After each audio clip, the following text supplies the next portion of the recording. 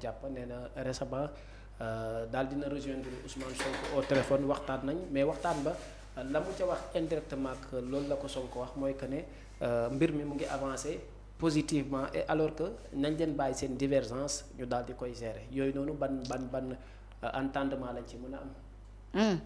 Fadilou Keita moo wax loolu. Évidemment. D'accord Cheikh. Gis nga li nga xamante ni si mu am ba des. Gis nga ñun. suñu yoon nekkul ci lu la Ousmane Sonko wax ak lu président wax loolu nous ça nous importe peu. suñu yoon nekkul ci li ngeen waxante. Cheikh gis nga li am ba des mooy que ni. li ngeen war a def mooy que ni ngeen occupé wu ci li nga xam ne moo nekk jafe-jafe Sénégal yi au lieu de nous tympaniser le président a dit le premier ministre a dit. le ministre de l'agriculture a dit. celui-là a dit. report speak. kii nee na lii nee na lële. nous on en a marre de vous dire.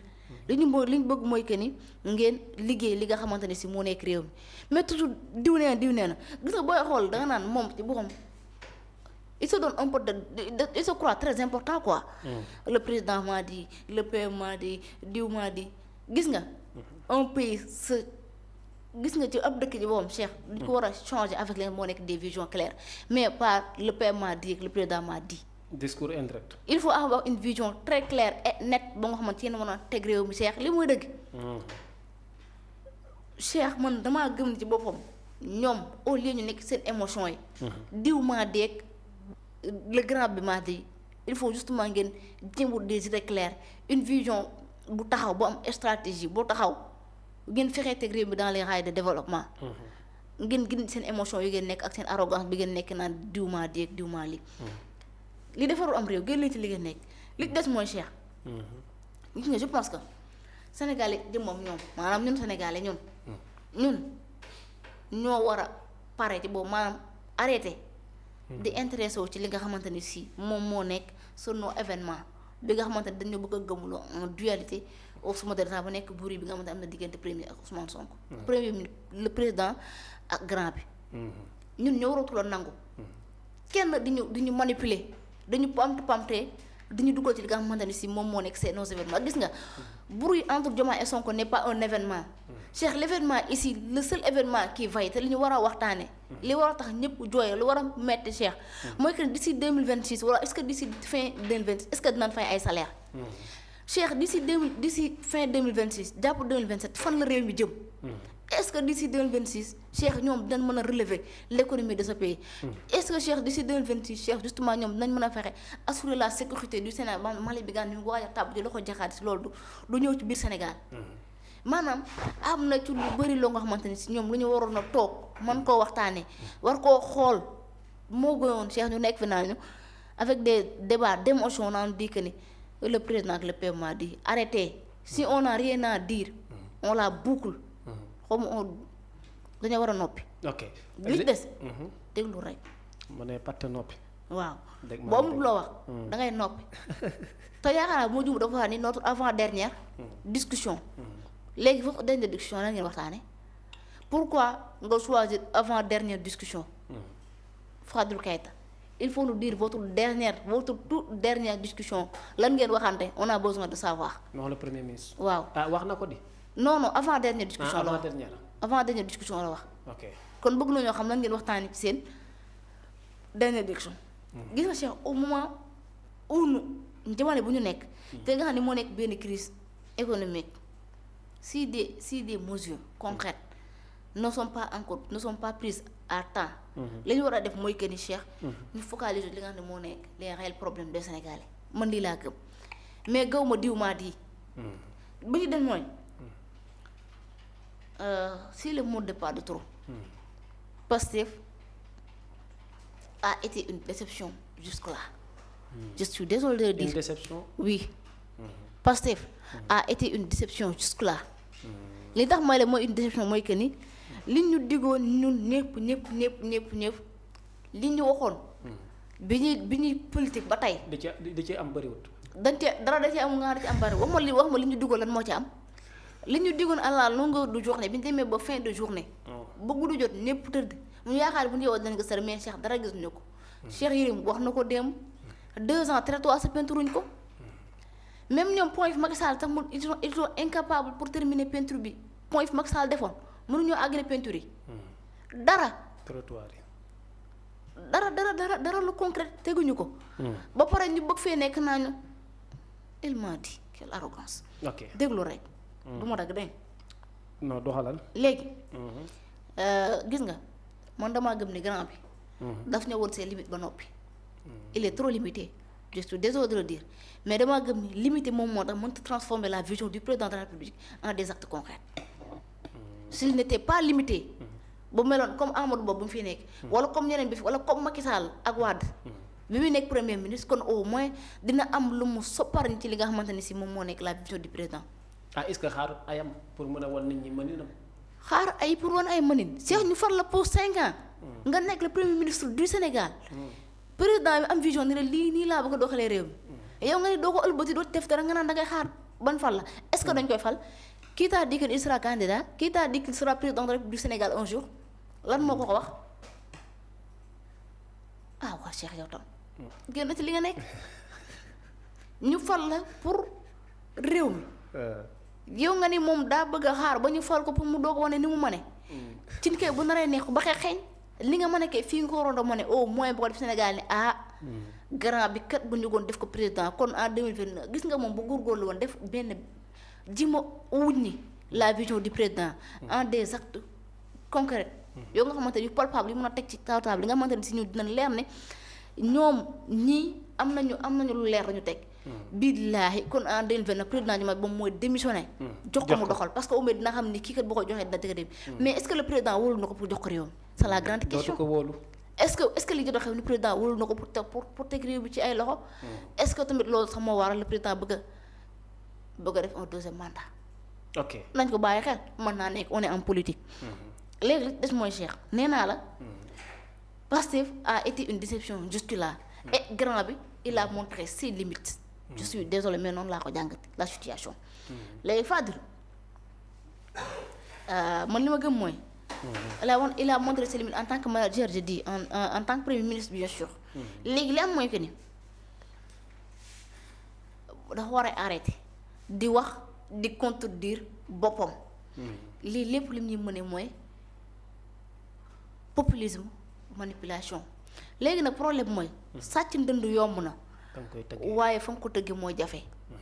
gis nga populiste mën ngaa wax opposition ba yor réew mi mais populisme Cheikh mënta yore ab réew.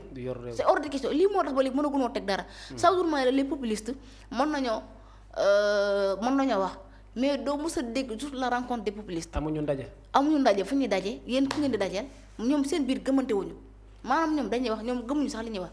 populistes yi gëmuñu seen bopp bay daje. ku ko ci gis moo dàq wax morom bi ñoom li ñu mën mooy wax. diggee accuser manipuler dugg ci xelu nit ñi. formanté seen bopp yi formanté ci seen xel yi seen xool yi seen xëtër yi formanté ñëpp. ba pare nag bëgg a dikk toog suñu kaw gis nga le populisme ne gère pas un pays. dëkk bi da nga am un vision claire comme ki fi nekkoon l'ancien président le grand bâtisseur. Ablaye Wade ak Macky. Wade Diouf l'administrateur xoolal gis nga bi Macky Sall di démissionné lan la ko Wade da koo gërëm sant ko.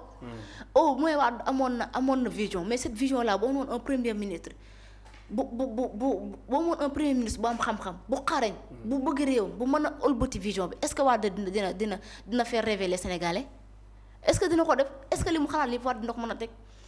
mais président mën na dem sur le terrain naan lii ngeen may tegal lii ngay tegal moom mu fi yor vision bi ni damaa bëgg kat waxaam kii. diggante ko waxaam case tout ak diggante bii ngeen defal ma fi benn pont d'ici 2026 mais loolu noonu premier ministre moo ci war a dox moo ci war a wax. mais bu dee moom dafa toog jàpp ñaam doo ko joxo ji xanaa heure ba xëyee naan lii ak lii dinaa ko def ba xëy mandat bi jeex mais est-ce que vision boobu dina ko teg le premier ministre il est censé transformer la vision du président de la République en des actes concrets loolu la war a def mais quand on a quelqu'un qui est limité boo nga xamante ni si li mën mooy que ni wax populisme créer des controverses attaquer des gens ba ci attaquer la magistrature même nous les journalistes épargnés wuñu et les chroniqueurs.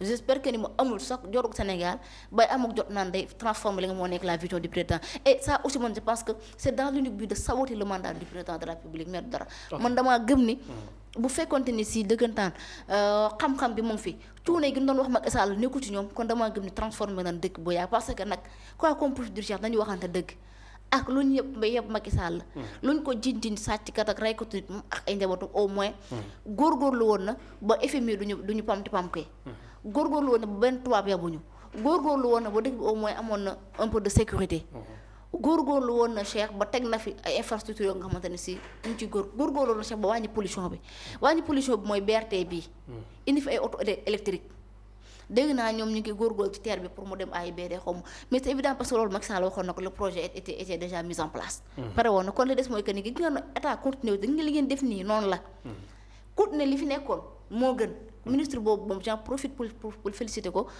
parce que mu ngi def liggéey bi am solo ci wàll boobu noonu bu doon ministre bi nekk xool na li fi Macky Sall bàyyi ci côté boobu noonu nga continuer ko te lem ko ta toog man damaa gëm ni loolu moo doon gën mais Cheikh gars yi duñu da liggéeyuñ mais dañ koy booleeg bii wax suba wax matin wax soir li des mooy nee naa dañoo war a wàññi wax dañ leen a dénk la destinée de tout un peuple la destinée de toute une nation kon Fadilou Keïta Ngalla waru leen fee nekk di lijjanti la destinée d'un homme ñoom booy xool da nga naan grand bi moo leen gënal Sénégal satisfaire ko mais c'est grave Sénégal la leen dénk la destinée du Sénégal lañ leen dénk mais ñoom ci leen nekk mooy que ni la destinée de grand bi est-ce que grand bi moom dina nekk 2029 kan ma war a toog 2029 jumaay warta toog waru ñoo tànn kii ñoo tànn suñu bopp non tout sur combat et que mu grand bi nekk candidat en 2029 li ñu bëgg mooy que ñu fal grand bi xaar ñu ci yow courant xaar ñu ci yow ndox li ñu bëgg mooy que 2029 nga nekk directeur de campagne koy wax le président va être le directeur de campagne de Ousmane Sonko du grand bi dañ ko gëm ñu ko ñëpp du ngeen ñu wàcc yéen leneen li des mooy gis nga cette arrogance bi ñu bëgg a yore réew mi ça ne marchera pas du dox te gis nga Sénégal dañoo am fulla wax jee fi nekk rek gis nga luñ ànd ak yéen duñu ànd loo xamante ni su du dëkk mais war nañ ko wane sur les échéances électorales waaw Sénégal noo gëm naan dañ ko wane échéances yi di ñëw moom xaw ma dégg naa ay dafe naan xaw ma dañuy Pastef épargne pour ànd ak liste boobu xaw ma leneen de waaye ak lu mën a xew man gëm naa ne Sénégal en 2027 le peuple est très mature kuñ ko mënti jox seen affaire waaye dinañ xool gën ci ñoom gëm kenn jàpp ni moo gën ci ñoom dañ fexe ba kooku noonu am benn base am ay maire ba ne xaw ma nag kuñ ko jox bu dee Pastef moo gën ci ñoom nan ko jox Pastef pas souci te fu li ñu jot a dund ci ñaari at yi Cheikh doy na sax lii moom ku bëgg a di weex ko te xaaj bi ñoo ngi wekku léegi nag balaa nit ñi di wekkutu ba leen xëpp suuf seen ay gët le réveil balaa réveil bi di brutal